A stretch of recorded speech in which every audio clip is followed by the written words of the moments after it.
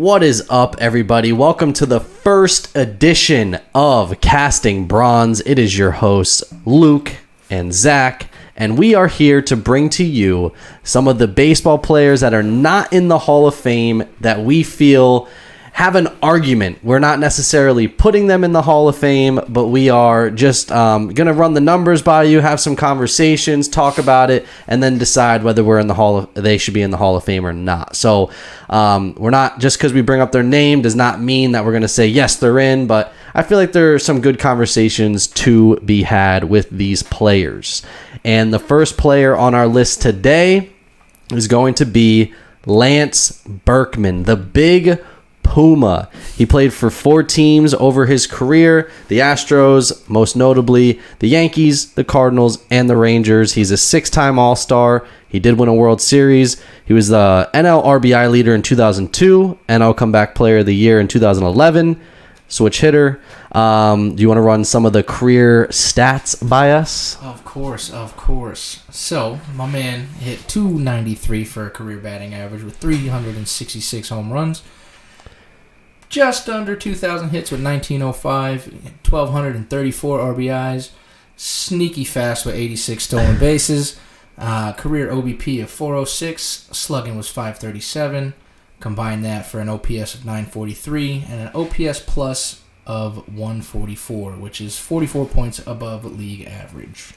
So, and just like some other notes that I have, he finished in the top 5 in MVP voting 4 different times. He only received 1.2% of the votes in 2019 for the Hall of Fame. 6 seasons over 100 RBIs and 8 seasons with an OBP over 400. So I know for me personally, I mean, I'm not going to say Lance Berkman belongs in the Hall of Fame, but a couple things that I personally look at when I'm looking at a career is batting average. All right, obviously we look at the home runs and the RBIs, but the OBP for me is huge because even though that person is not securing a hit, they're getting on base. So for me, a career OBP over 400 is excellent. Definitely, especially when they played. And he was in that era where they just started doing the money ball. You know, OBP was really becoming the big thing, and he was able to do it at a 40% clip. Not everybody was doing that. Yeah, I mean, and I feel like he was in the era where strikeouts really started to become higher, and he's a guy that didn't really strike out a ton, walked a lot, and I don't know, there's just something about someone being consistent throughout their career, and you look at Lance Berkman's career, he didn't miss a lot of games, he played all the time, switch hitter, wasn't a great defensive first baseman, but he held his own at the position. I do feel like not eclipsing 2,000 hits is something that kind of is a blemish. It's something that's held against him because you got guys in the Hall of Fame that, Pete Rose, he's not in, has 4,200 something.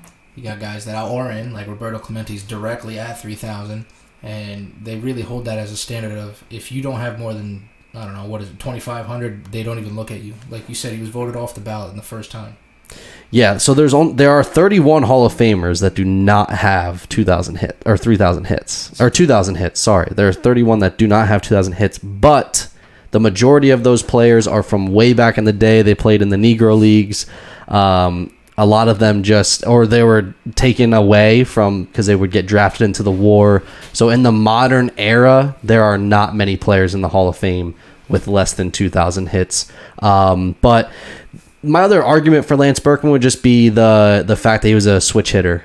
Being a switch hitter in Major League Baseball is, to me, hitting a baseball is one of the hardest things you can do in all of sports. And to be able to do it from both sides of the plate, hit 366 home runs, I mean, especially at a consistent clip, bro. Like, his career average is 293, so there's some seasons where he's hitting 300 from both sides of the plate. Yeah, and we see guys like Shane Victorino later in his career. He just switched to permanently right-handed. Yeah, exactly. So, I mean, I feel like switch hitting is already like odd. Like you don't see it all the time. There aren't many switch hitters in the league now. I mean, there's very few. I don't even know if I can name one off the top of my head right now. But for him to do it, almost have 2,000 hits and 366 home runs as a switch hitter, very, very good. Adley Rutschman.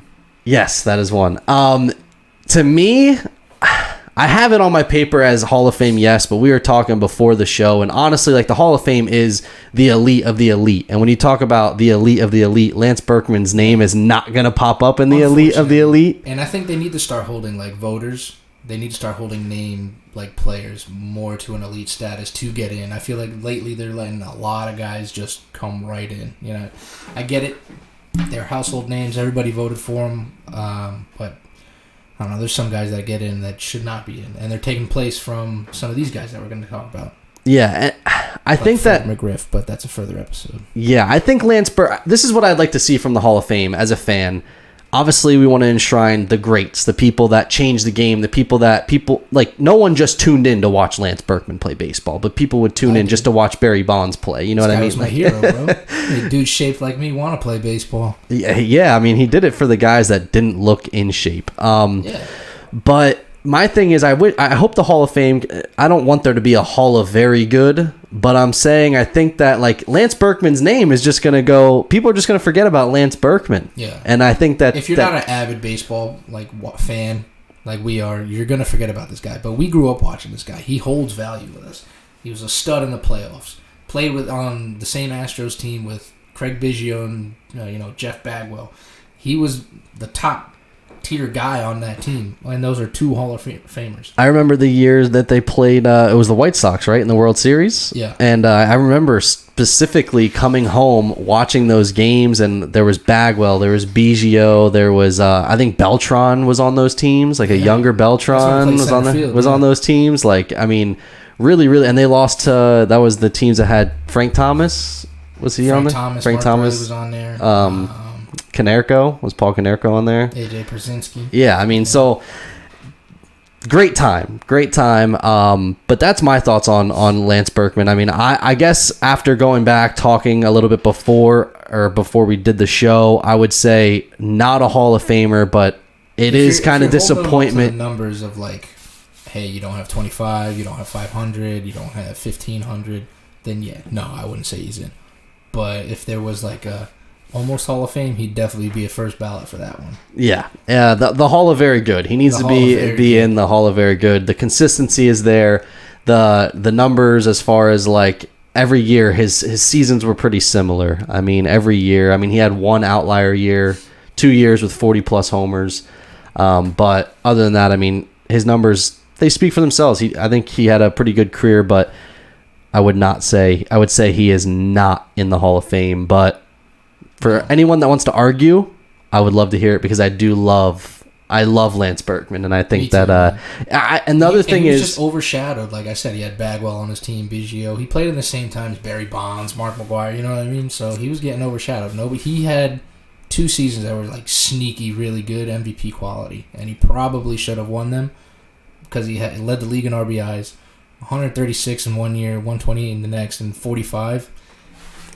He has the seasons to get the accolades, but voters. Yeah, and I think that the other thing is it's just the time that he played. There were just some absolute studs. I mean, God, 45 and 136. That's what I'm saying. How do you not win MVP? Like, who won MVP that season?